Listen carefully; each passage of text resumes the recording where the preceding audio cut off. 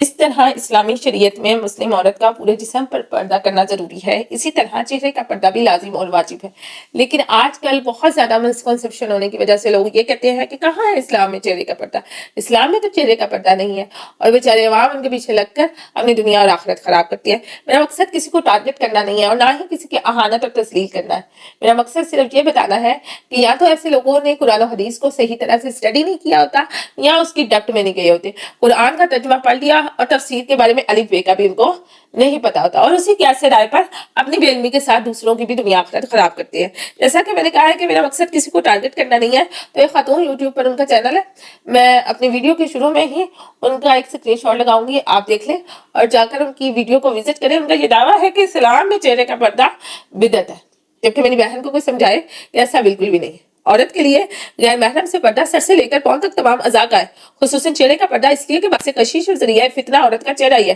Attraction تو چہرہ ہی بنتا ہے، نہ کہ ہاتھ پاؤں اور جسم کا باقی حصہ، ورنہ دوسرے جسم پر تو اس عورت نے لباس پہنا ہی ہوتا ہے۔ قرآن کریم میں ہمیں اس کی طرف رہنمائی ملتی ہے کہ عورت کے چہرہ کا پردہ ہے۔ سورۃ احزاب آیت 59 میں اللہ سبحانہ وتعالیٰ فرماتے ہیں، یا ایھا النبی قل لأزواجک وبناتک ونساء المؤمنین یدنین علیہن من جلابیبہن۔ اے نبی صلی اللہ علیہ وسلم، اپنی ازواج مطہرات، اپنی بیٹیوں اور مومنوں کی عورتوں سے فرما دیجئے کہ وہ اپنے اوپر پردے لٹکا لیں۔ اس طرح یہ حکم جو ہے اس میں چہرے کے پردے کی طرف بھی توجہ دلائی گئی ہے۔ من جلابیبہن یعنی اپنے گریبانوں پر، اپنے سروں پر، اپنے جسموں پر۔ اور پھر سورۃ احزاب میں 53 آیت میں کہا جاتا ہے، وَإِذَا سَأَلْتُمُوهُنَّ مَتَاعًا فَاسْأَلُوهُنَّ مِن وَرَاءِ حِجَاب۔ جب ازواج مطہرات سے کچھ پوچھنا ہو تو پردے کے پیچھے سے پوچھا کریں گے۔ مومنین صحابہ کرام کو حکم ہے، تو اگر چہرے کا پردہ نہ ہوتا تو کہا جاتا کہ اندر جا کر پوچھ لیا کریں یا ازواج مطہرات باہر آ کر بتا دیں، جبکہ ایسا تو کچھ نہیں کہا گیا۔ حدیث مبارکہ سے عورت کے چہرے کے پردے کا ثبوت ملتا ہے۔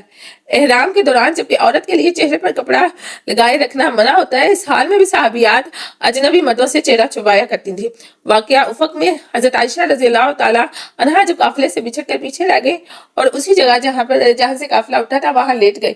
بیان کرتی ہے کہ پیچھے سے ایک صحابی آ رہے تھے جن کے ذمہ یہ کام تھا کہ وہ قافلے سے چھٹی ہوئی چیزوں کو اکٹھا کرتے آئے، تو میں نیند میں چلی گئی، سو گئی، اور انہوں نے مجھے پردے کی آیات نازل ہونے سے پہلے دیکھا ہوا تھا، تو انہوں نے میرے قریب آ کر انا للہ پڑھا،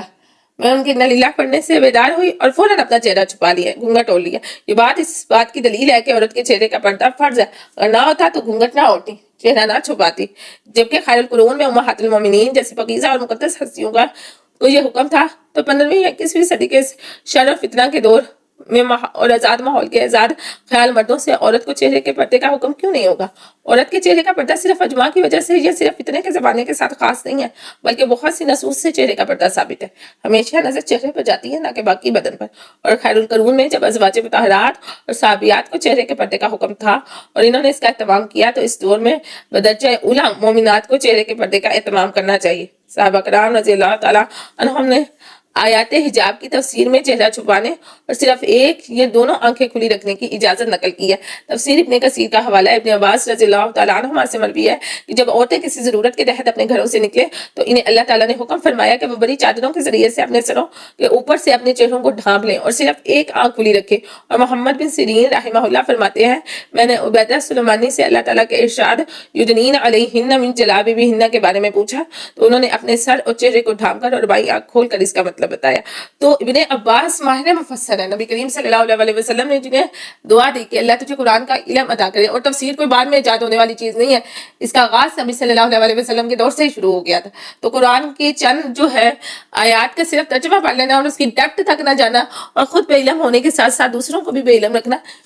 یہ جہالت ہے، ٹھیک ہے۔ اور لاسٹ میں جو ہے میں حوالہ جات تفسیر ابن کثیر کے بھی دے دوں گی، اگر کوئی ریسرچ کرنا چاہے جا کر تو کر سکتا ہے، ٹھیک ہے۔ اللہ تعالیٰ سے دعا ہے اللہ تعالیٰ سم درست کرنے کی توفیق عطا فرمائے، وآخر دعوانا ان الحمدللہ رب العالمین۔